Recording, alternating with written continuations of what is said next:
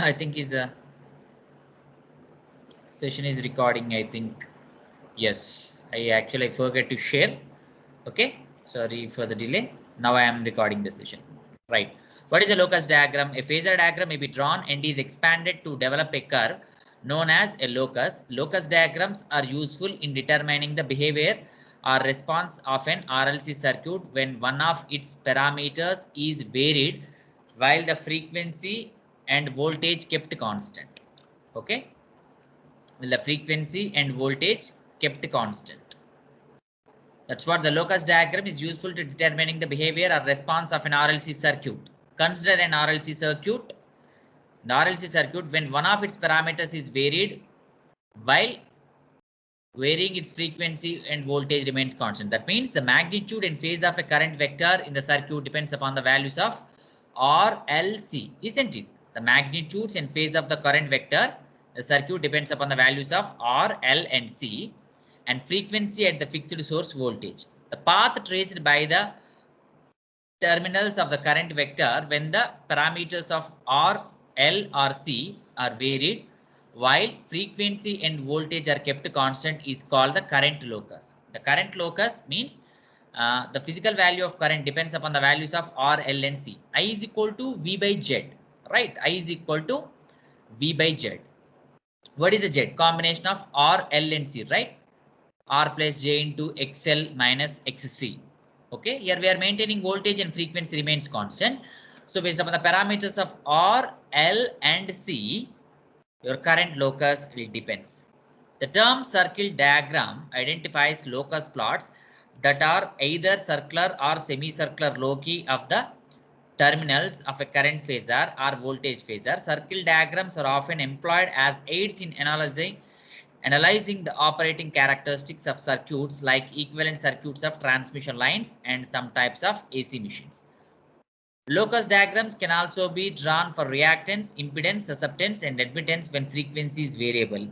Loci of these parameters furnish important information for the use of circuit analysis. Right. Okay. Now such plots are particularly useful in the design of electric wave filters. Anyhow, that we are going to look. So this description, instead of having this much description, just we'll go into the topic, then we will understand. We'll see it for series circuits and for parallel circuits, and we will understand what do you mean by the locus diagram, right? So prior to this topic of locus diagrams, maybe in our 10th level or maybe intermediate level, we'll see what is a locus of that particular equation, locus of this particular parameter. What do you mean by locus actually? So current locus, what do you mean by the current locus? How the current behavior, okay? The behavior of current. If you just look in this circuit, if the resistance is vary from 0 to infinity, how this current behavior, okay? How the current locus will change. That means the current from R is equal to 0 to the R is equal to infinity. You can consider infinite number of points or finite number of points. You can identify the points, okay? R is equal to 0, R is equal to 10, R is equal to 20, R is equal to 40, 60 ohms, 80 ohms, like that 100 ohms. Consider some 5 or 6 points. So in the 6 points, identify when R is equal to 0, what is the current position? R is equal to 10, R is equal to 20, R is equal to 30, 40, 60, 80, 100. So like that you can identify 6 to 7 points, you just join them. Okay, you just join them, then you will get the locus of that particular current. So like that here, if you just, is the screen is visible? Screen is visible, right? Right. Visible. The screen, you have the RL circuit. Okay, RL circuit having resistance R and reactance, inductive reactance of XL. It's a AC circuit having alternative supply. In that, what he is saying is the resistance will vary. He has given the symbol, variable symbol. So that resistance varies from 0 to infinity. Okay, from 0 to infinity. Then what happened if the resistance is enough? So instead of varying from here to here, it varies from here to here. Why, sir? It varies from this time to this time. Means let's keep R is equal to infinity. What happened? Your I is equal to V by R plus JXL. Some R is infinite. Infinity plus something is infinite. Okay. I is equal to V by R plus JXL V by infinite, which is equal to 0. So your current is equal to 0, starts from this point. R is equal to 0. Then what happened? R is equal to 0. Just V by XL. Okay. Somewhere the point will meet at another point. So like that, in between you'll keep R is equal to 10 ohms, R is equal to 20 ohms. So like that, fixed XL, you can give fixed XL and varies your value of R. You just calculate, take some V is equal to 5 volts, pi sin omega t for AC supply. Take your XL is equal to some 10 ohms. R is equal to start from 0 to infinity. You just evaluate it. Okay. So based upon you just consider just 5 to 6 points of R. Just take R is equal to 0 ohms, R is equal to 10 ohms, 20 ohms, 30 ohms, 40 ohms, 50 ohms. So like that. Just plot it. It will be like a semicircle. The analytical procedure is greatly simplified by assuming that inductance elements have no resistance and that capacitors have no leakage current. In this, okay, in this particular circuits, we do have an assumption that your inductor, pure inductor, pure capacitor. So they do not contain any resistive part. Pure inductor, pure capacitor. The RC circuit, pure capacitor. If you consider RL circuit, you consider pure inductor. The circuit under consideration has constant reactance but variable resistance. That's what I mentioned just now. The applied voltage will be assumed with constant RMS voltage. You can consider any such voltage of 5 sin omega t. The peak value is 5. Your RMS value is maybe like 5 by root 2. Okay. You just calculate 5 sin omega t RMS value we have seen in the previous classes. So like that. Okay. So V by XL at one instant and theta becomes less than 90 degrees. So you can evaluate by taking you can consider the different values. Okay. IL is equal to V by Z. We have seen sin theta is equal to X by Z. So based upon that, you can write the equation. So similarly for RC circuit, so resistance is variable and having the fixed capacitor, having capacitive reactance as XC, having some sinusoidal supply of V, right? Having sinusoidal supply of V. In that it will varies from this direction to this direction. Sir, why from this direction to this direction? See, susceptance for capacitance is negative. Okay. So you can take in the negative direction, R minus JXC. Okay, R minus JXC, keep R is equal to 0 to infinite. You can take similar to that. So give the fixed value of XC and give the fixed value of voltage, and you just vary your resistance from 0 to infinite. It will vary from this direction to this direction. So previously from this direction to this direction, now it varies from this direction to this direction. Just consider a circuit. Just consider a circuit, RL circuit, and give different values of R. Consider RC circuit, give different values of R. Then you can look how the current locus will vary. The current semicircle for the RC circuit. Okay, for RL circuit and RC circuit. So if you have your Ix square plus Iy square, okay, if you combine these equations, okay, it forms fixed resistance and variable reactance. In that case, this is another here inductance is varied but resistance is fixed. Consider a fixed resistance of just 1 ohm and your inductance vary from 0 to infinity. So it will form on this side. So like that, it forms a circle with the coordinates, a semicircle with the what are the coordinates that you can identify. It's just a mathematics. It's a simple mathematics, right? It's a simple mathematics, and it's finally forming the equation of a circle with x square plus y square is equal to r square. Equation of a circle like that, ix square plus iy square is equal to some v square by r square plus xl square. So this is similar to that, z square is equal to r square plus xl square. So like that, you can form a circle, equation of a simple circle. This is RC circuit, the RC circuit where resistance is fixed and the capacitive reactance is varied. This is another form. So like that, you can have different locus diagrams for the same RL circuit when L varies, for the same RL circuit when R varies, for the RC circuit when C varies, when RC circuit when R varies and remaining.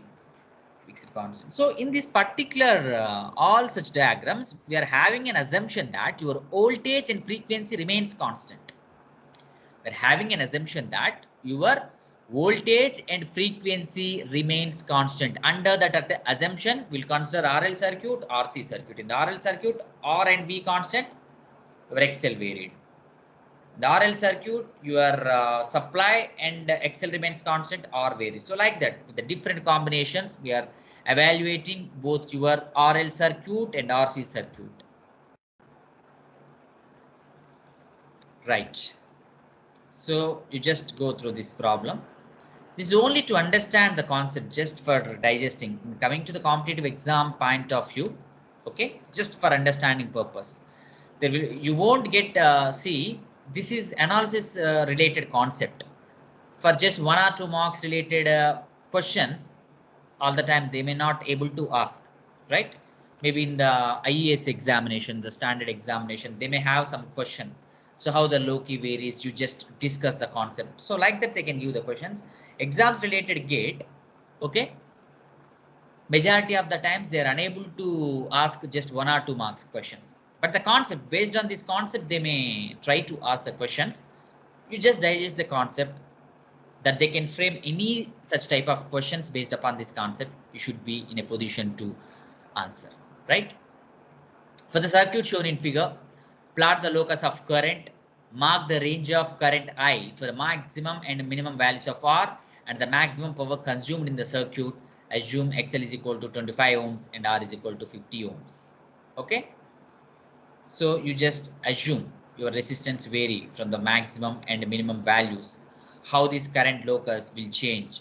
Where is I minimum and where is the I maximum? Maximum current is just 200 by 25 at the times your resistance is equal to 0.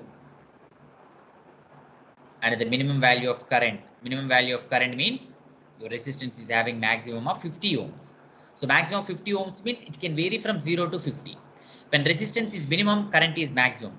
Resistance is minimum of 0, so current is having maximum. This 25, reactance is 25, and it is having an angle shift of 90 degrees. Reactance is having an angle shift of 90 degrees. We have seen. Why? Because pure inductance, R plus JXL, your R component is 0. What is the theta? Theta is equal to tan inverse of B by A. Okay, XL by R, where your R is equal to 0. So something by 0, which is infinite, tan inverse of infinite, which is 90 degrees. So minimum value of current means maximum value of resistance. Maximum value of resistance is 50 ohms. Minimum value of resistance is 0 ohms. So in that case, you will have the 3.77. So what is the angle? Theta is equal to tan inverse of B by A. What is B? Okay. What is B here? Imaginary component 25. And what is the real component? 50. 25 by 50. Tan inverse of 1 by 2. So angle of 27.6 degrees. This is an angle of 27.6 degrees. This is the minimum. The maximum current means an angle of 90 degrees. This is the minimum. This is the maximum. So like that, you can draw the current low key. Okay, for the circuit shown of 3.22A, if the reactance is variable, in that case, reactance is variable from minimum to maximum. Minimum is 0 reactance. Maximum is 25 ohms. Okay, the maximum current means minimum reactance 200 by 50, which is 4 amperes. And it should, the minimum current means maximum reactance of 25. So in that case, you will have an angle of 27.76 degrees. So it will vary from this direction to this direction. So it's a simple mathematics. You need to understand it is a simple mathematics. How your current behavior changes from 0 to 27.6 degrees in this direction, from 0 to 90 in this direction. So like that, from what value to what value it starts. You just evaluate it, you just write and calculate the phase angle, that means theta, and based upon that, you can design the locus. You can design the locus of a current. So another problem for RC. Right. Here in the first case, your resistance is fixed and capacitance is varied. Okay, X is equal to 50 ohms and R is equal to 10 ohms. So maximum value of capacitive reactance is 50. From 0 to 50, it will vary. The resistance, if you want to make vary, from 0 to 10 ohms, you can vary. So you please look at the circuit. of series RC circuit, where in the first case, your capacitance value, your capacitive reactance value getting varied. Maximum value means your capacitance value, you have to make it 0. So 40 amperes. Next, minimum value of current means maximum value of capacitance of 50. So it vary from 77.8 degrees. So maximum to 77.8 degrees. So it is having 0 degrees to 77.8. It vary from this direction to this direction. Okay. So just now we have seen for series circuit, series RC circuit, series RL circuit. Similar to series RL and RC circuit, for parallel circuit, how this behavior. You're just having the RL circuit, RLXL and RCXC, series RLC circuit. Your XL vary from 0 to infinity based upon the phase angles, which we have discussed in the AC circuit. So similar to that, how it will vary.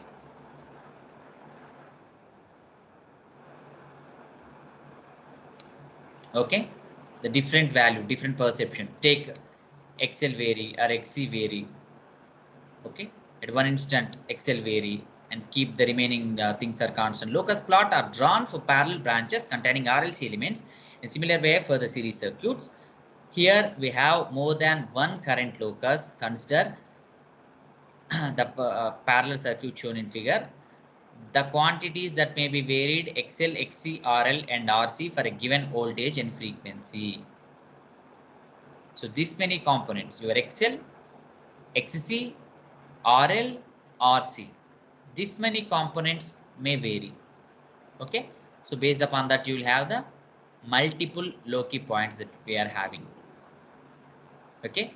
So keep everything is constant, RL varies. Keep everything is constant, RC varies. Keep everything is constant, XL varies. Of course, all the time your voltage and frequency remains constant. That is for sure. In that case, one, apart from voltage and frequency, besides your voltage and frequency, your RL constant, RC constant, XC varies. So like that, you will have the different cases. For every case, you have to write the equivalent impedance for the parallel combination, and one parameter is variable and rest of the parameters keep fixed. Then what is the behavior of current? Maximum current, minimum current. It will be like, again, it's like a circle diagram. It is more or less circle diagram. You just see the different combinations. You'll have the different combinations. OV presents the voltage vector. OB is the maximum current through RC branch. So again, if you want the phase angle, once again, I'm telling, I already mentioned in the beginning of AC circuits, if you have the A plus IB in intermediate, you have seen, if you have the A plus IB, the complex number, the magnitude is root of A square plus B square. And the impedance angle or the internal angle is tan inverse of imaginary component by real component, tan inverse of B by A. So you can apply anywhere. It is 3 plus 4J. Magnitude is 5. Angle is tan inverse of 4 by 3. Angle may be 53.13 degrees. So if you want to deal AC circuits, the magnitude as well as the phase angle, both are very, very important. Okay. Your magnitude and phase angle, both are very, very important. So I'm not only concentrating on the magnitude of current, but also the current direction. When resistance is variable, from resistance is 0 to 50 ohms, at resistance is equal to 0 ohms, what is the magnitude and what is the phase angle? When resistance is equal to 50 ohms, what is the magnitude, what is the phase angle? So based upon the direction, from 0 to 30 degrees, from 90 degrees to 45 degrees. So like that, it is just only analysis to understand and digest. There may not be a simple problems they will give in the competitive exams, but if you understand this concept, you will understand the beauty of AC circuits, their behavior. If you give the different resistances, the behavior of a current, the current locus, when you vary resistance from 0 to 50 ohms, you can understand the locus of a current when you vary from inductive reactance from 0 to 100 ohms. You can understand the behavior of a current in series circuit and parallel circuit when you keep your resistance is fixed and the capacitance get vary.